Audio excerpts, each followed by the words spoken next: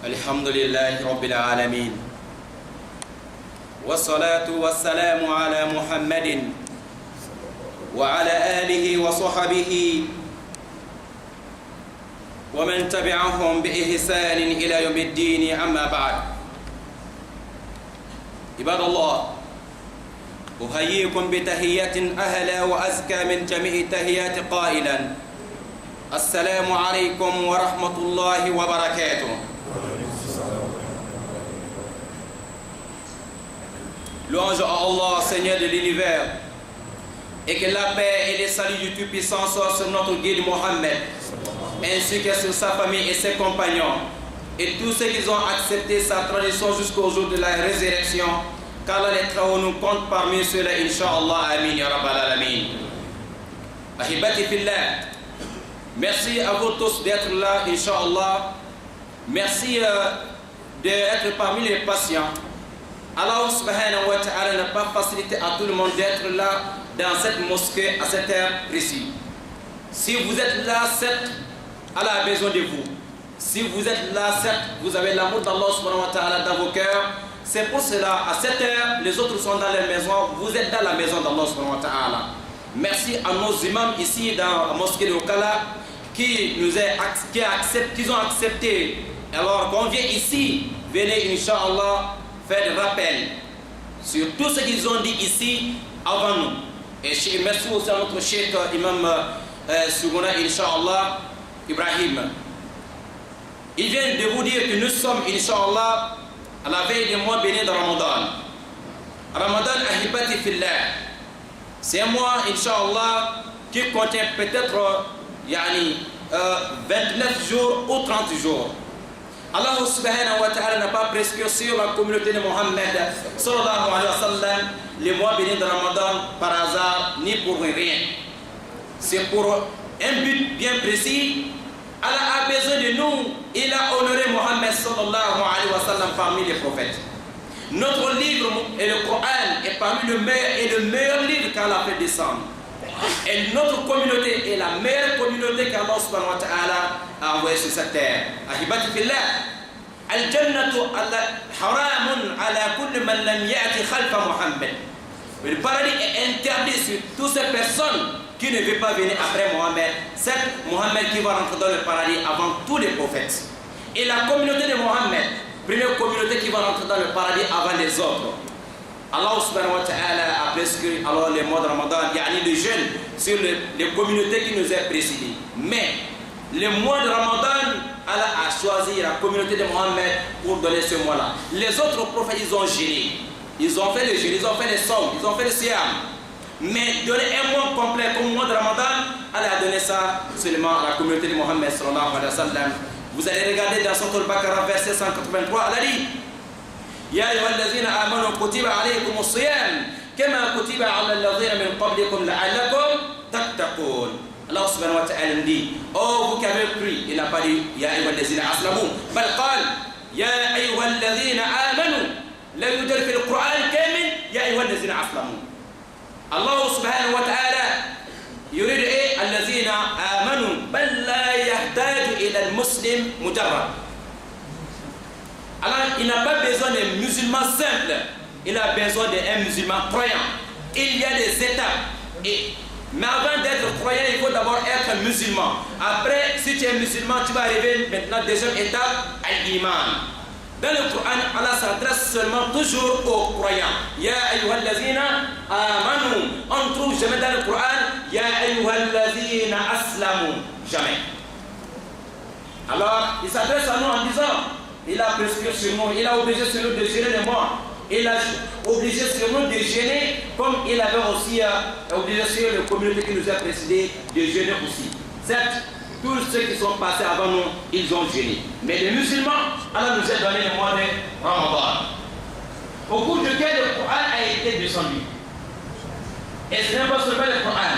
Les autres livres que Allah subhanahu wa ta'ala a envoyés sur la terre, tous ces livres sont descendus dans le mois de Ramadan. Ce qui a été descendu sur Isa alayhi salam, l'Injil, l'évangile a été descendu le mois de Ramadan. Et Taurat, le mois de Ramadan. Zabour, le mois de Ramadan. Sohb Ibrahim, le mois de Ramadan. Alors on dit بعد أعوذ بالله من الشيطان الرجيم بسم الله الرحمن الرحيم إنا أنزلناه في ليلة القدر. Nous avons fait descendre le Coran dans la nuit de décembre. Dans notre surah, pour nous alors déterminer, pour nous dire que la nuit de décembre se trouve dans le mois de Ramadan, il dit quoi? Shahr Ramadan, allazi unzila fihi al-Qur'an. Il nous dit ici que le mois de Ramadan au cours duquel le Coran a été descendu. Dans notre surah, il nous dit que le Coran a été descendu dans la nuit de alors Al-Qadr. Ce qui veut dire que Al-Qadr se trouve forcément dans le mois de Ramadan. Alors le Coran a été descendu le mois de Ramadan depuis de Lawh al-Mahfouz et jusqu'au premier ciel. Ici, celle de Dunya, Sama' Dunya, Bayt al-Issa. Le Coran est venu là-bas complet. Mais dès là-bas, pendant 23 ans, selon les événements, Allah envoie l'ange Gabriel avec les versets ou les surahs pour venir donner à Mohammed sallallahu alayhi wa sallam. Le Coran n'a pas venu jumlatan, complet comme ça, donner à Mohammed, non. C'est venu, alors, selon les événements, les surahs, les versets, et pendant 23 ans. Mais le premier verset, ou les premiers 5 versets du Coran qui a été descendu, c'était quel jour? C'était un lundi, 21 du mois de Ramadan. Mohammed alayhi salam à 16 jours, il avait l'âge de 40 ans, 6 mois, 12 jours. Selon l'explication de Safi Rahman Mubarak Afri. Ahibati fillah. Rasoul alayhi salam, à l'âge de 37 ans, il a essayé de s'éloigner de Mecca, parce que ce qu'il voyait, il n'a pas aimé l'attitude des gens de Mecca, l'adoration des idoles. Et Mohammed alayhi salam, le mois de Ramadan, il s'éloigne des gens pour aller se réfugier dans la grotte. Pendant 3 ans, il faisait ça. Chaque mois de Ramadan, il se retrouve là-bas. Mais la première fois qu'il a reçu le Coran, c'était un lundi 21 de Ramadan. Alors il a reçu les 5 premiers versets du Coran, Surat Al-Alaq. Iqra bismi rabbika allazi khalaq. Le Coran a été descendu dans le mois de Ramadan. Oui, ce qui veut nous dire, on doit beaucoup alors lire le Coran et le méditer, et encore, surtout le mois de Ramadan. Jibril lui-même, il venait chaque mois de Ramadan réviser le Coran avec Mohammed alayhi salam une fois. Mais l'année dernière Ramadan, Mohammed alayhi salam, Jibril est venu 2 fois pour réviser le Coran avec Rasoul alayhi salam. Ahibati fillah, le mois de Ramadan, au cours duquel Allah subhanahu wa ta'ala va pardonner les péchés de tous les musulmans. Rasoul alayhi salam, si Ramadan est rentré, est parti et tes péchés ne sont pas encore pardonnés, tu es parmi les perdants. Il y a quel mois encore dans l'année qui va venir passer tes péchés? Si Ramadan n'a pas fini tes péchés. Alors on va faire tout possible de s'organiser spirituellement, moralement, physiquement pour accueillir le mois de Ramadan et pour que nos péchés soient pardonnés. C'est le mois de miséricorde, le mois de pardon, mais on doit se pardonner aussi. On doit se pardonner. Ceux qui disent non, je ne lui dis plus bonjour jusqu'à ma mort, tu n'es pas un homme. Je ne lui dis plus bonjour, tu n'es pas une femme.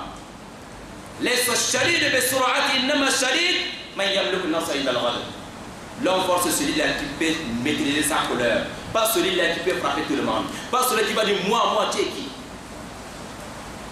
Ahibati fillah. Rasulullah sallallahu alayhi wa sallam, dans un hadith d'Abi Hurayrah, il dit la yahillu lil muslim an yuhajir akhahu fawqa thalath layal. C'est interdit sur un musulman de ne pas parler avec son frère plus de 3 jours. 1, 2, 3 jours, c'est bon. Mais 4e jour, 3e jour, tu ne parles plus avec la personne et tu as déclaré une guerre entre toi et Allah subhanahu wa ta'ala. Si le mois de Ramadan vient te trouver comme ça, tu fais toutes tes adorations zéro. Alors on doit accueillir le mois de Ramadan. C'est le mois du pardon. Cheikh vient de le lire. Au cours du mois de Ramadan, les portes du paradis, les 8 portes sont grandement ouvertes pour nous. Les portes de l'enfer sont fermées. Les shayatins, les diables, ils sont enchaînés, enfermés. Mais attention, comme les shayatins, ils savent qu'ils seront bientôt emprisonnés. Donc ils vont profiter dans les restes de quelques heures qui nous restent avant qu'ils vont aller en prison, ils vont détruire beaucoup de personnes. Il faut faire attention. Vous allez trouver un Ramadan, il reste 2 ou 3 jours, vous allez trouver les enfants des musulmans qui vont louer des boîtes de nuit parce que le Ramadan arrive. Donc il faut qu'on fasse d'abord tout ce qu'on peut faire parce que dans le Ramadan, on ne peut pas faire les désordres, il faut profiter. Shaitan encourage beaucoup des enfants, beaucoup de gens de faire beaucoup de désordres et comme ça, le Ramadan vient, les mosquées sont petits. Hein? Ce sont les serviteurs de Ramadan, ce ne sont pas des serviteurs d'Allah. Les serviteurs d'Allah sont toujours dans la mosquée, ils sont toujours dans l'adoration. Mais les serviteurs de Ramadan, c'est les gens qui viennent nous causer toujours des bruits et alors des problèmes dans nos mosquées. C'est-à-dire, il n'y a qu'un seul mois dans l'année qui sont dans la mosquée. Ils ne connaissent même pas les règles. Si la personne vient, tu dis, papa, il faut avancer un peu. Non, c'est un problème. Tu dis, on fait comme ça. Parce qu'il n'a pas l'habitude. Vous qui sont là tous les jours, vous connaissez comment ça se passe. Mais quelqu'un qui fait 11 mois à la maison, c'est alors Ramadan, il est dans la mosquée. Si Ramadan est fini, congé direct. Donc si Ramadan est fini, donc on doit plus adorer Allah. Non. Ramadan vient pour nous aider à effacer nos péchés. Le péché qu'on a fait entre Ramadan passé et Ramadan qui est en train de venir, Allah va pardonner tous ces péchés-là. Mais en condition, il faut être prêt pour te repentir envers Allah subhanahu wa ta'ala. Il faut être prêt pour te repentir de tous les désordres que Shaitan t'a poussé de tomber dedans. Donc il faut te programmer spirituellement, prendre décision. Allah, je faisais ça. Alors je veux me repentir sincèrement envers toi. Je regrette de tout ce que j'ai fait. Et tu prends l'engagement ferme que tu ne recommences plus les désordres. Mais ceux qui font Ramadan en train de venir, vous allez voir des gens qui, dès que Ramadan arrive, ils vont dire, bon, on ne fait plus de désordre. Ceux-là qui font dans les zina, quand on guide tous, vont prendre le téléphone, appeler leurs copines. Donc notre mois est déjà là, donc ne vient plus. Donc après, l'autre demande, mais ça va finir quand? Non, dans un mois, attends, je vais demander un imam là. Ils vont embêter maintenant les imams. Pour voir Ramadan finit quand. Ce n'est même pas encore commencé, il veut savoir ça finit quand. Non, c'est pas ça, parce qu'il veut organiser les désordres. C'est des gens comme ça, dès qu'on dit que Ramadan est fini aujourd'hui, ils sont au bar, ils sont au bois de nuit. Parce que la fête est finie, la fête est là demain, donc tout ce qu'ils ont fait dans le Ramadan, ils vont aller. Les châteaux qu'Allah a construits pour être dans le paradis, ils vont aller détruire ça la nuit de la fête. Vous voyez? Dans le mois de Ramadan, les imams, vous avez encore des problèmes, ils vont vous dire, Imam, assalamu alaikum, est-ce que la fille que tu n'as pas épousée là, est-ce qu'elle peut amener la nourriture? Est-ce que quand tu manges ça, c'est halal ou c'est haram? Est-ce qu'on t'a dit de vivre avec elle hors mariage, c'est halal ou haram? Est-ce que tu as demandé la question là-bas? La nourriture, t'as fait quoi? Tu poses la question maintenant, si la nourriture que la fille va donner, est-ce que on doit manger? Mais tu ne demandes pas, est-ce que ce que je faisais avec elle, est-ce que c'est permis? Non. Il faut se repentir envers Allah subhanahu wa ta'ala. Chers frères sont dans la foi. Vous savez, Ramadan, les jeunes, à Saoumou, jeûner une seule journée à cause d'Allah subhanahu wa ta'ala, rien que pour chercher la face d'Allah subhanahu wa ta'ala, Allah va éloigner des feux de l'enfer 70 ans, 10 ans de 70 ans. Jeûner une seule journée à cause d'Allah, sincèrement, et Allah va t'éloigner des feux de l'enfer 10 ans de 70 ans.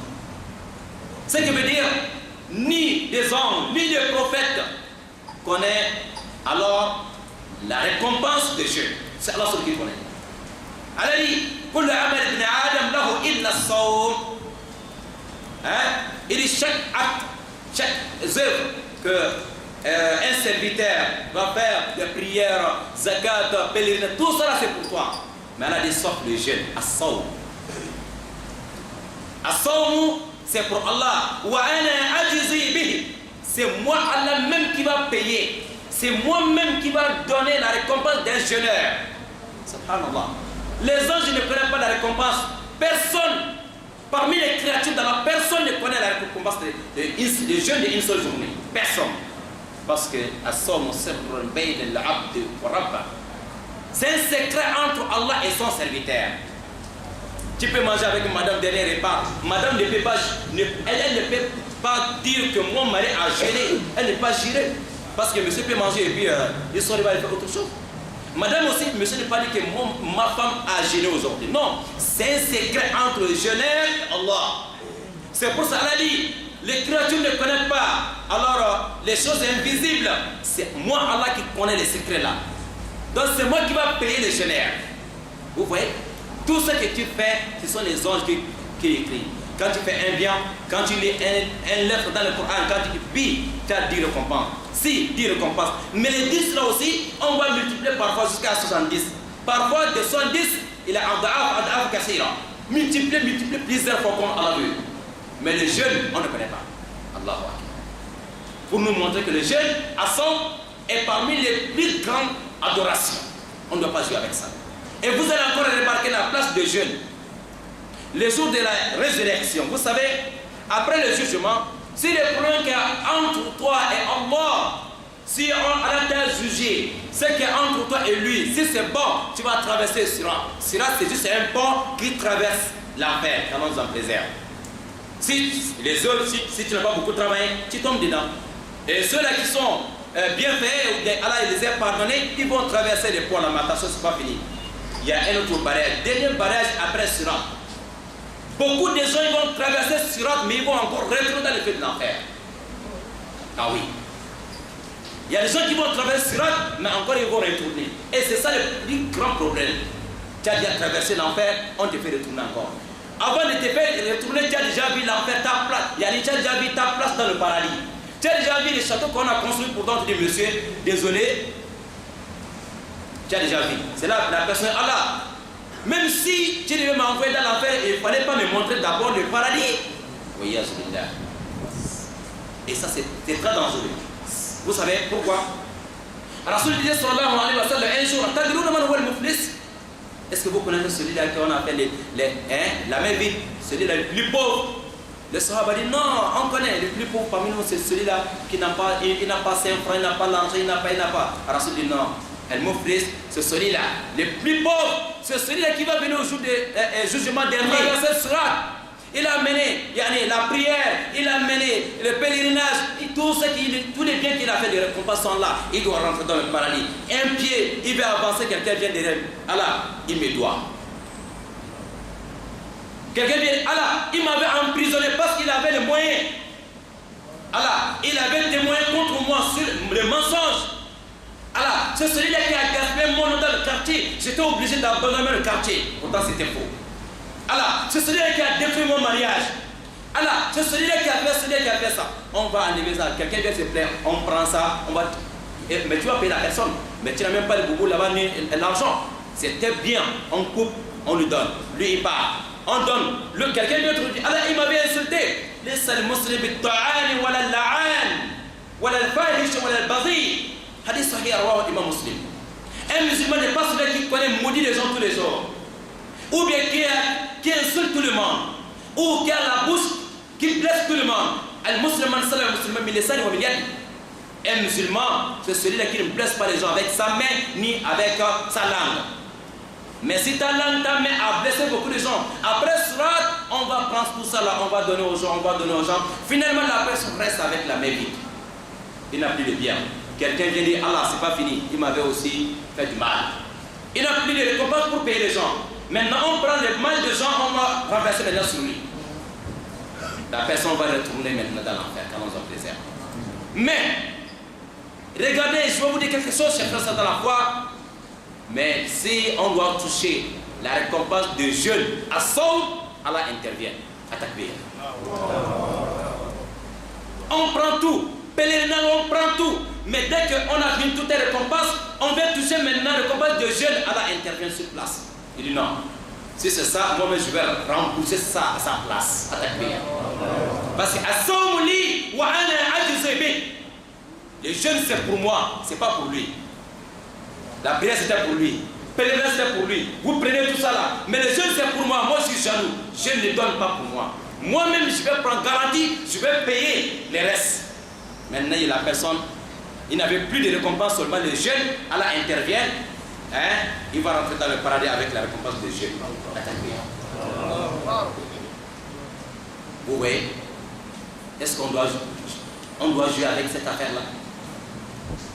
Là où Allah même va payer les crédits des gens pour toi. À cause de... Il y a un assaut, on ne doit pas jouer avec ça. Et je vais ajouter quelque chose, chers frères dans la foi. Rasoul nous dit, alayhi salam, Man sama Ramadana imanan wa ihtisaban ghufira lahu ma taqaddama min dhanbi. Rawahu Bukhari et Muslim.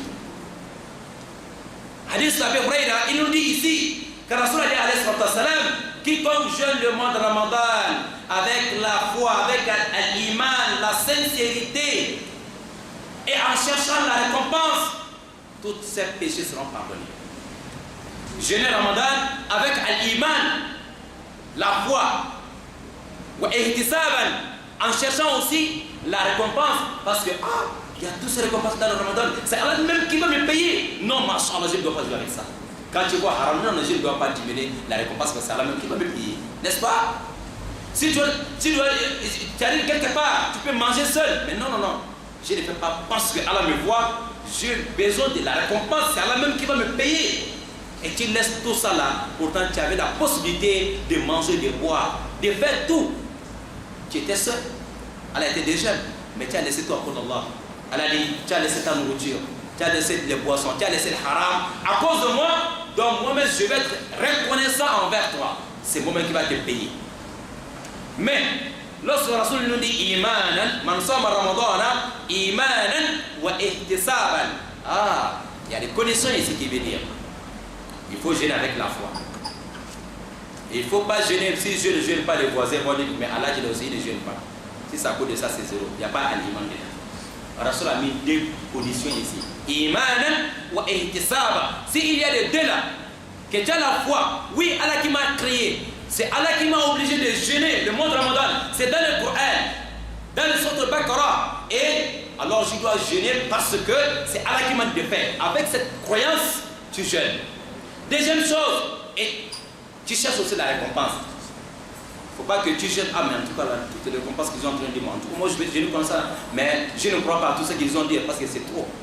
Allah, si c'est ça, si c'est pas ihtisaban, que tu as besoin de la récompense, tu jeûnes seulement, Allah m'a dit de jeûner, je jeûne, mais la récompense que Allah va faire ça, non, je ne crois pas à tout ça là. Là, c'est zéro. Il faut avoir la foi et d'être convaincu que la récompense qu'on a dit, que c'est Allah va te donner. Là, et les péchés que tu as déjà fait, Allah va déjà pardonner. C'est déjà pardonné. Qu'Allah pardonne le péché. Chers frères sont dans la foi. Ramadan, c'est le seul mois, Shahr Ramadan, c'est le seul mois qu'Allah a appelé par son nom, directement dans le Coran. Dans le Coran, on ne trouve pas Sha'ban, on ne trouve pas Muharram, on ne trouve pas Shawwal, on ne trouve pas Zul Qa'da. Il n'y a qu'un seul mois qu'Allah a appelé par son nom direct, Shahr Ramadan, le mois de Ramadan. Pour nous montrer la place de ce mois au cœur de notre Coran. Pour nous montrer qu'Allah a aimé le mois de Ramadan. Les autres mois, Allah dit, il parle de que auprès de lui, il y a 12 mois par an. 12 mois de l'année. Mais Ramadan, il a payé par son nom directement. Vous savez, Ramadan, au début, le jeûne est venu étape par étape. Première étape, les gens jeûnaient parfois 2 ou 3 jours par mois. Simplement. 2 ou 3 jours par mois. Quand tu jeûnes ça, quand tu jeûnes une journée, tu as la récompense de 10 jours. Deuxième jour, 20 jours. Troisième, ça fait un mois. C'était comme ça. Après, on a quitté de là-bas, le mois de Ramadan est venu. Maintenant, deuxième étape, mais les gens jeûnent. Mais si tu ne veux pas jeûner, tu fais nourrir seulement les pauvres, même si tu n'es pas malade. Donc, tu n'étais pas obligé de jeûner. Tu jeûnes si tu veux, ou bien il faut nourrir les pauvres. Après, on a enlevé ça. Troisième étape, tout le monde doit jeûner, sauf les malades et les voyageurs et les femmes voilà, qui sont dans l'état de règles. Ici, mais il y avait un problème.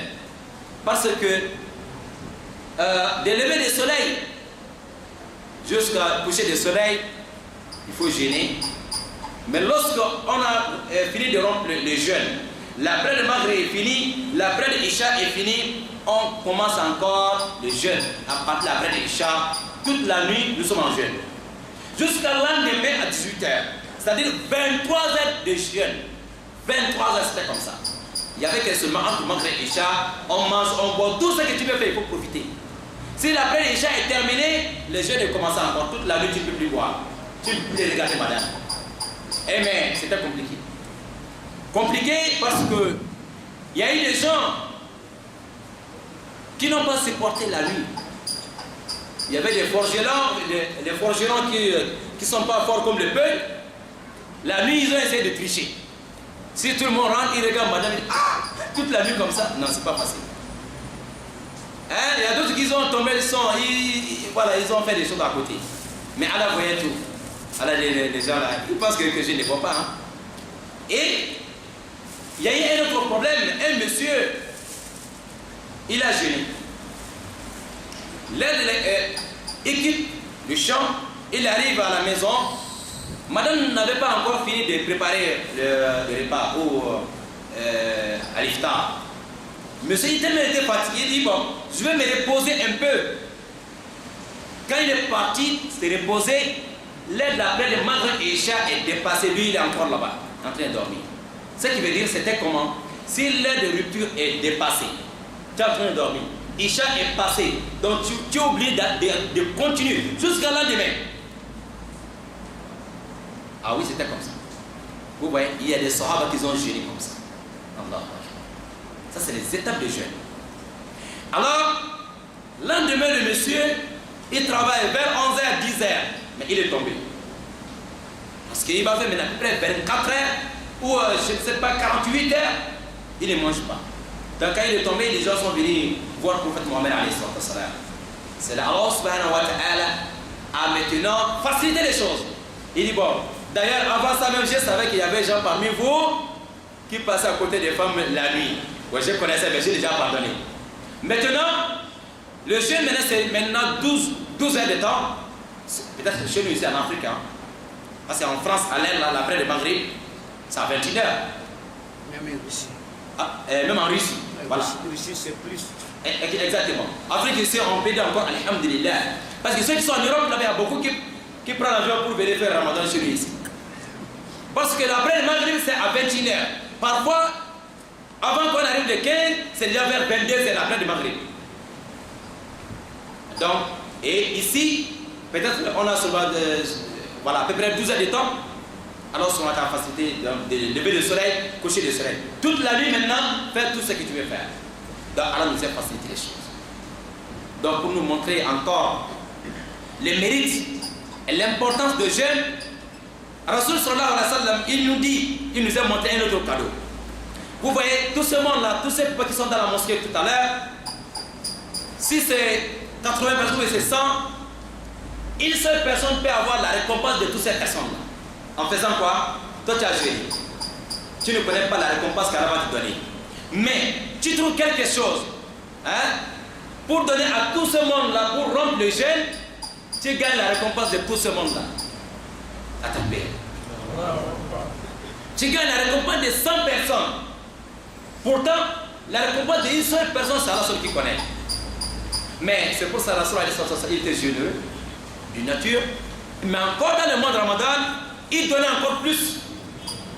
J'ai vu une vidéo il y a de cela quelques jours, ça m'a beaucoup touché. Des gens qui ont les moyens, des riches, ils ont fait quoi? Ils ont quitté la ville. Aller là où les voyageurs passent avec le bus de 70 places, en brousse. Maintenant, vers 17h, la nourriture est là, les repas sont là, à gauche, à droite. Maintenant, ils vont mettre le barrage, c'est-à-dire comme des braqueurs. Vous voyez, comme des coupeurs d'eau, ils vont couper la route. Les voitures ne passent pas. C'est. Alors, maintenant, lorsqu'ils ont fait ça, dès que vous arrivez, vous êtes obligé de freiner et vous allez rompre le jeûne avec eux, vous allez manger avec eux. Vous priez là après de manger avec eux. Et ils vont vous obliger de stopper, de manger avec eux. Voilà comment les gens cherchent la récompense jusqu'à dans le brousse. Mais en ville, dans nos mosquées, combien de personnes ils ont des moyens? Ils ont des moyens. Même pour donner un paquet de sucre à seulement aliment pour ses enfants, c'est compliqué. Est-ce que je mens? On ne ment pas. Même pendant 12 mois, tu pries derrière un imam.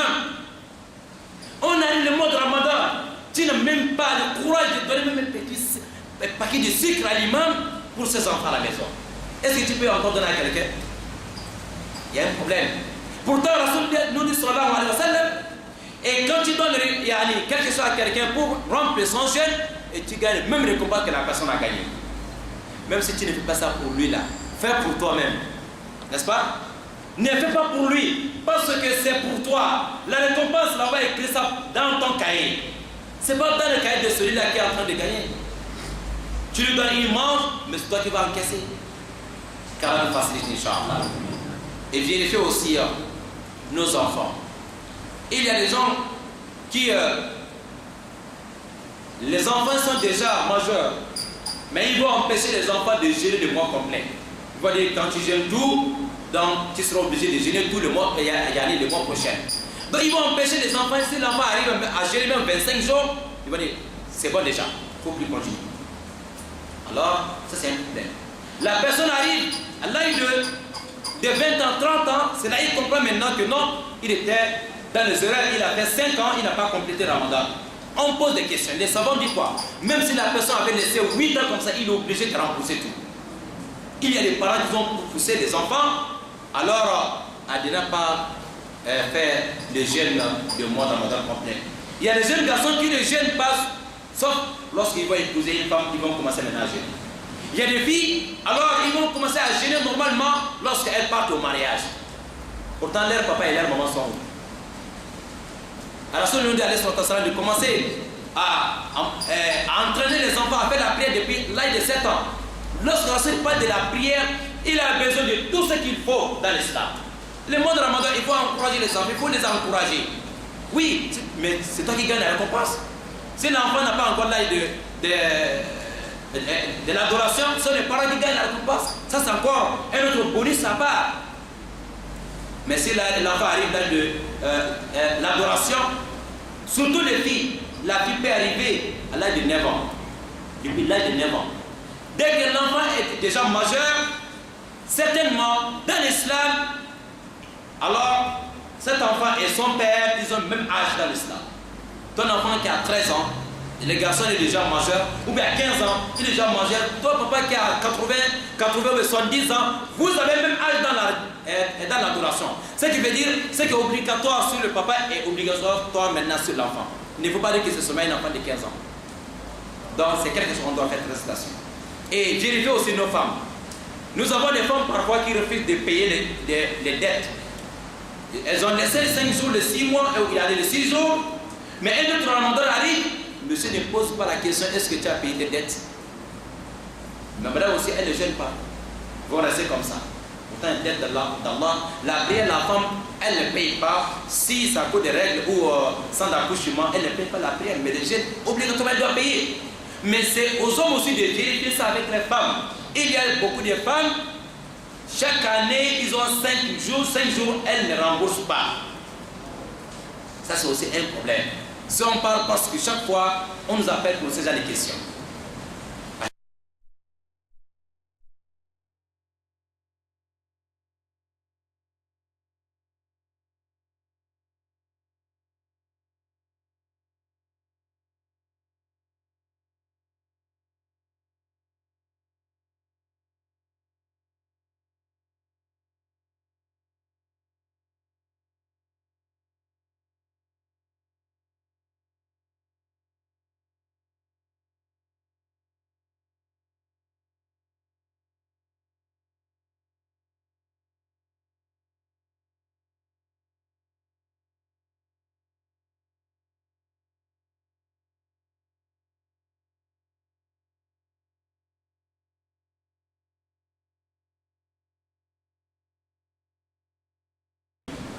N'oublie pas, madame, n'oublie pas les enfants.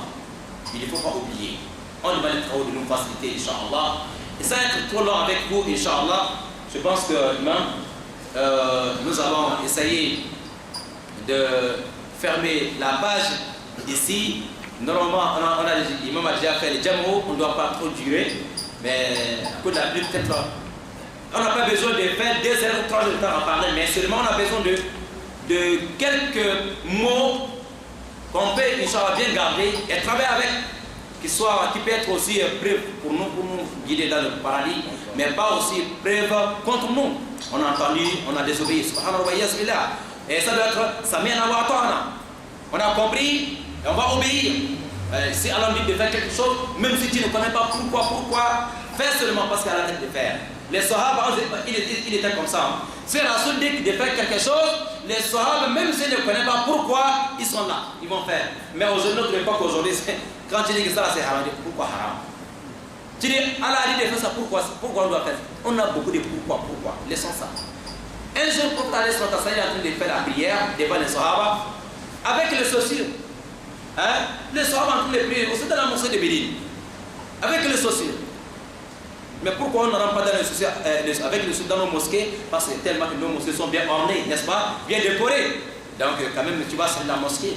Et sinon, c'est permis. Mais Jibril est venu dire à Mohammed, il faut enlever les chaussures là, parce qu'il y a la saleté dessus. Les chaussures ont touché la saleté. Pour vous montrer que les Sahaba, ce n'étaient pas les gens de pourquoi. Si Rasoul fait, ils sont là, ils vont faire. Dès que Rasoul, dans la prière, il a enlevé les chaussures, il a jeté à côté. Dans la mosquée, tous les Sahaba, maintenant, tout le monde a enlevé pour eux. On jette.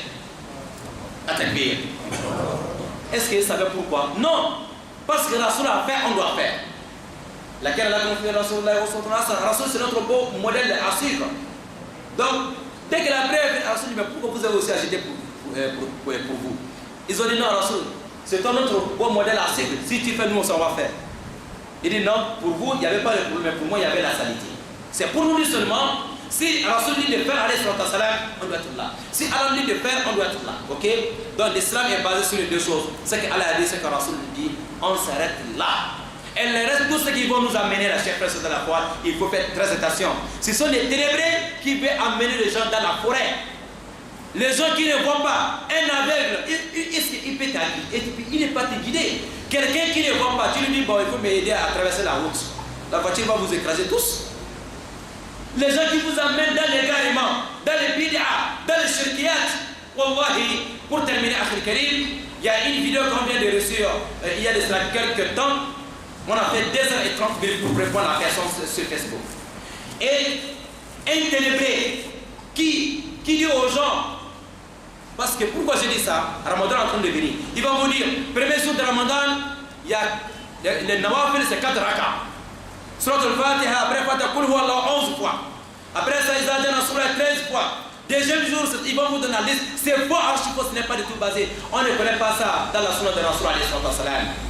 Notre maman Aïcha elle a dit que Rasul alayhi salam, dans le Ramadan ou hors Ramadan, Rasul faisait 11 rak'ah.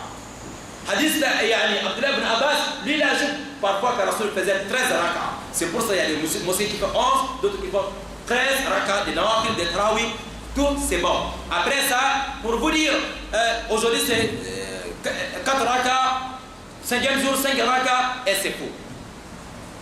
Rasoul ne connaît pas, l'islam ne connaît pas ça. Alors, j'ai terminé avec ce monsieur qui vous dit, il a le courage de dire qu'il va donner un cadeau à tout le monde. Un cadeau qui va faire sortir les gens dans la religion. Il dit, si tu as un problème dans la vie, qu'il y a une façon de faire la prière, il va vous montrer ça.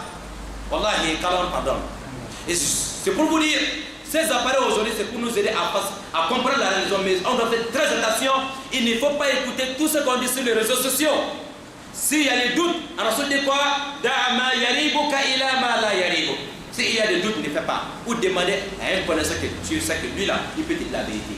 Cet homme, il vous dit, Nafila, un seul raka. Nafila, un seul raka.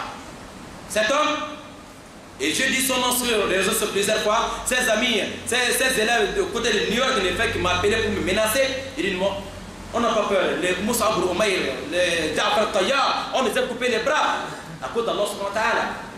On n'a pas peur de dénoncer les menteurs. Je ne suis pas contre lui. Directement, je suis contre ce qu'il a dit. Je suis contre ce qu'il a dit, mais je ne suis pas contre lui, on ne se connaît pas. Et c'est notre débat, c'est notre combat aujourd'hui sur les réseaux sociaux pour démasquer ces gens de faux marabouts, ces dajjal qui veut amener les gens dans l'enfer. Rasul dit dans le Bukhari Muslim qu'il y aura des du'atun ala abwab jahannam il y aura des prédicateurs, des faux prédicateurs qui seront assis au bord du feu de l'enfer. Si tu les écoutes, ils vont te jeter dedans. C'est un hadith authentique. Ils sont beaucoup maintenant sur les réseaux sociaux. Et c'est que tout le monde a des problèmes aujourd'hui. Qui parmi nous aujourd'hui qui n'a pas de problème? Imam, tu n'as pas un problème? Moi j'ai un problème beaucoup. Tout le monde a des problèmes. Si quelqu'un vous dit si tu as un problème, voilà, tu fais nafila là, 2 ou 3 jours, le problème est terminé. Et tu ne cherches pas, directement tu fais la prière là. Dès qu'on a fait la prière, il y a beaucoup de gens qui nous appellent. Pourtant on a déjà fait, Il y a qu'Allah vous pardonne. Vous ne connaissez pas. Il a dit c'est un seul raka. Ok? Quand tu dis Allahu Akbar, tu dis Bismillahirrahmanirrahim, Alhamdulillah Rabbil Alamin, 100 fois. Tu viens au ruku, Allahu Akbar, Ar-Rahmanir-Rahim, 100 fois. Tu quittes le ruku, tu te redresses, Malik Yawmiddin, 100 fois. Tu descends sujoud, tu dis quoi? Iyyaka na'budu wa iyyaka nasta'in, 100 fois. Entre 2 sujoud, Ihdina siratal mustaqima, 100 fois. Et deuxième sujoud, on dit quoi? Siratal ladzina an'amta alayhim ghayril maghdubi alayhim wala dhalin, 100 fois. Ok? La prière est finie. Maintenant que tu vas faire maintenant tashahhud, il dit que la prière, ce n'est pas comme prière ordinaire. Ça veut dire que c'est une prière satanique. C'est une prière satanique. Il dit que ce n'est pas parce que salam que tu vas dire Assalamu alayka ya Muhammad, Assalamu alayka ya Muhammad 100 fois. Wallahi. Et si vous voulez savoir cette affaire, rentrez dans YouTube, mettez Imam Abubakar Siddiq, le faux marabout. Vous allez trouver la voix et l'image de cet homme et ce qu'on a fait pour lui. Ou c'est Facebook. Alors, ces amis de fait qui m'ont appelé maintenant pour me dire, mais attends, est-ce la prière que votre shaitan a donnée là, c'est écrit où? Il dit, mais pourquoi je vais l'humilier? J'ai dit, ça c'est une humiliation. Il est en train de faire sortir les gens dans la religion. Et, est-ce qu'on doit dire Assalamu alayka ya Mohammed? Est-ce que c'est permis? Est-ce qu'Allah m'a déjà appelé Mohammed par son nom une seule fois? Jamais. Allah n'a jamais dit ya Mohammed. Il n'a jamais dit ça. Il est une dame tashahhud. Assalamu alayka ayyuha nabi. Mais lui dit, il faut dire Assalamu alayka ya Mohammed. Rasul alayhi salam, quand il était vivant, les gens venaient, oh Mohammed, oh Mohammed. Allah dit non, non, non. Et regardez dans sorte Nour, verset 63-62, Allah vous dit, n'appelez pas Mohammed par son nom, comme tu es en train d'appeler ton frère. Il t'appelle Ya Rasulallah ou Ya Nabi Allah. C'est le dit là. Ya Nabi ou Ya Rasulallah. Tu ne peux pas appeler Ya Mohammed. Quand il était vivant. Après sa mort, est-ce qu'on doit faire ça? Non. Après la mort de quelqu'un, ni parmi les anges, ni parmi les djinns, ni parmi les prophètes, on ne doit pas appeler quelqu'un Ya Mohammed, Ya Sheikh Karzi, Ya Sheikh. Non, non, non, haram ali. Et quand tu fais ça, c'est, il n'y a pas de différence entre la personne et Abu Jahl et Walid ibn Mughira. Parce que ça, c'est l'adoration directe des créatures au lieu de créateur.